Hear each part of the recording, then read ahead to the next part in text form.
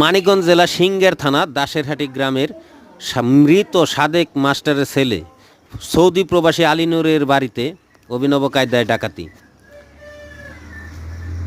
আপনারা ভিডিওটি দেখতে থাকুন আর ভিডিওটি শেয়ার করে দিবেন যেন অন্য কেউ দেখে সতর্ক হতে পারে।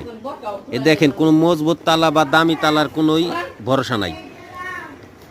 তারা যে কোনো কৌশলে তারা এগুলো ভেঙে ভিতরে প্রবেশ করতে পারে।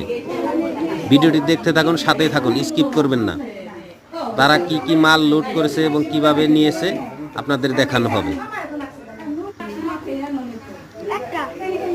এই দেখতে থাকুন। এই দেখুন ঘরের ভিতরে তারা সব কিছু এলোমেলো করে সব কিছু উলটপালট করেছে। ঘরে কোনো লোক ছিল না, নিজের মনে করে ঘরের দরজা আটকিয়ে সব কিছু এলোমেলো করছে। দেখেন এখানে কোনো কিছু পায় নাই, শুধু দুইটা মাটির ব্যাঙ ছিল। দুইটা ব্যাঙের ভিতরে 1,20,000 টাকা ক্যাশ ছিল। টাকাগুলো নিয়ে গেছে এবং কিছু স্বর্ণ অলঙ্কার ছিল। স্বর্ণ অলঙ্কার এমন জায়গায় রেখেছে, তারপরও তারা সফল হয়েছে। ওই স্বর্ণ অলঙ্কার তারা পেতে সক্ষম হয়েছে।